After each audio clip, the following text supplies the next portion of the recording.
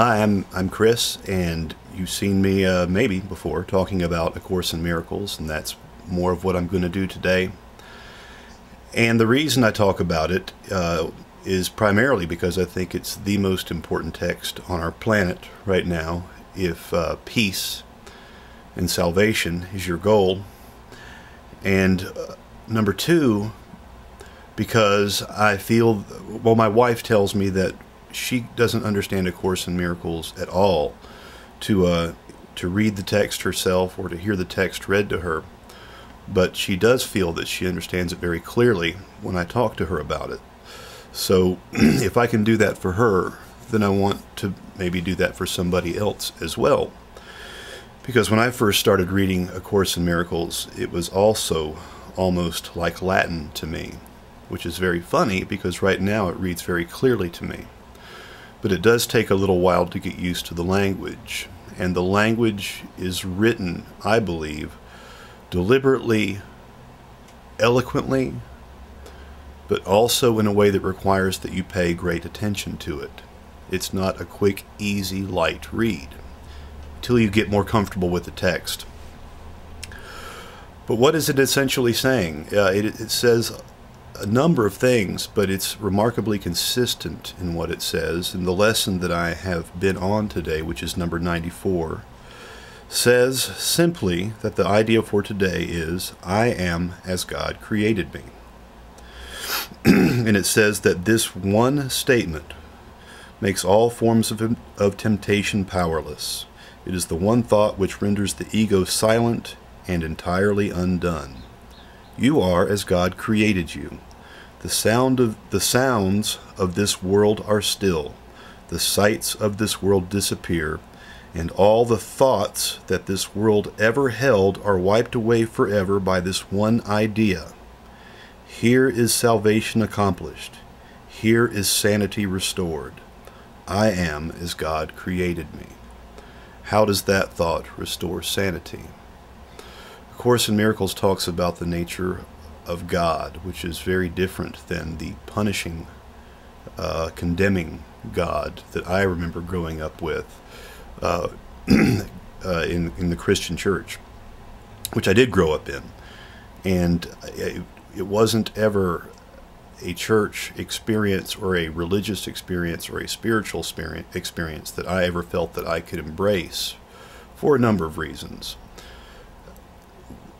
Primarily being that any time that I felt particularly upset or depressed or in need of heavenly consolation, picking up and reading the King James Bible never ever brought me any peace.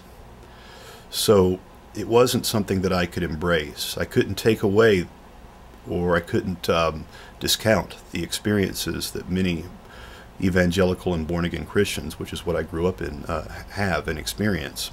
It wasn't a path for me to find God, though. It wasn't one that I can embrace, nor that one that ever was fruitful for me. Not that it can't be for other people, but it was not for me. And A Course in Miracles nails it.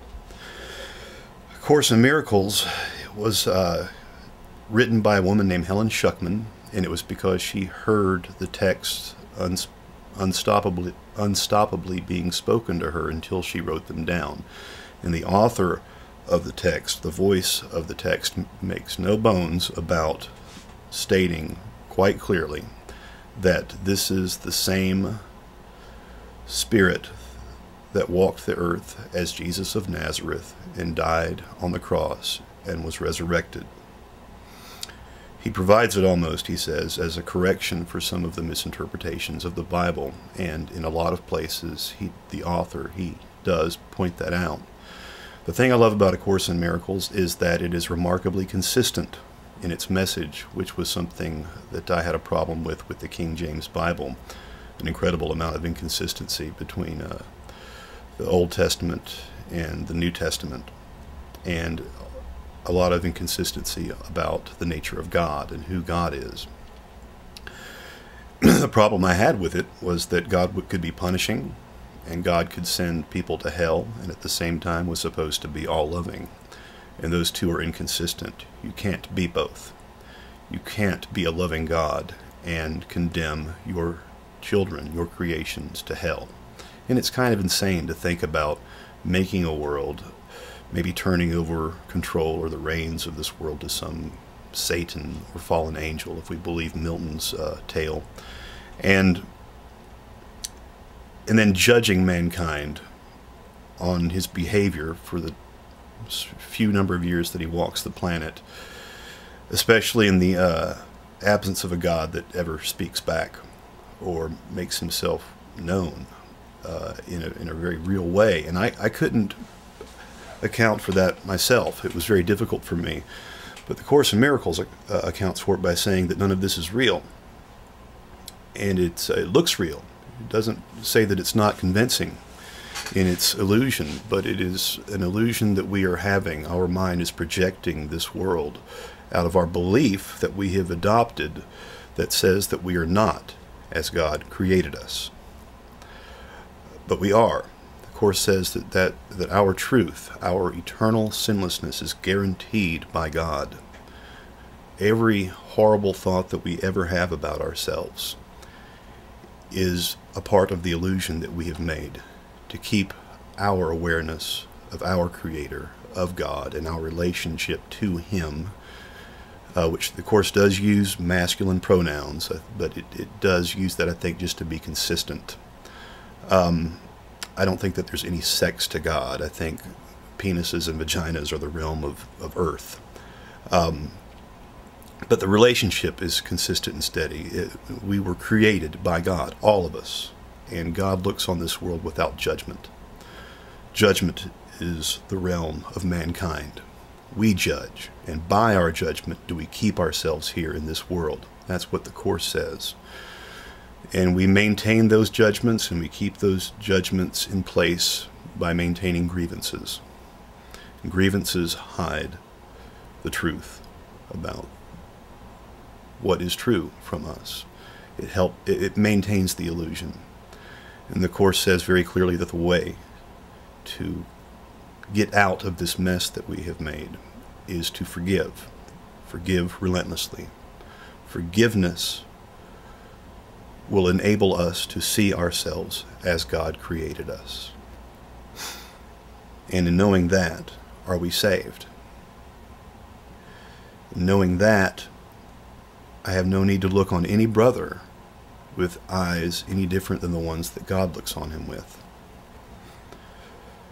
And therefore, it's my job to see him as the same. If God loves me, then God loves everybody else. If they are God's son, else they are not at all, but an illusion.